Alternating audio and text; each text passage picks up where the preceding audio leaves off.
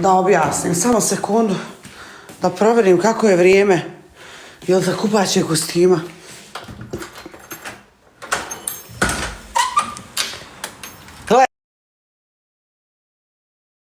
Glevi ovo ljepotu.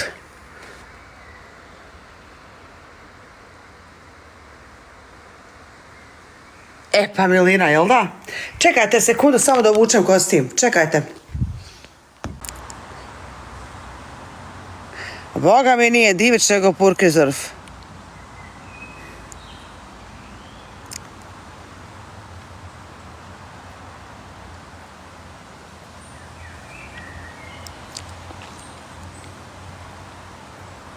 Ja što je nego ugrijalo pravo, nisam ni znala da je ovako jako sunce.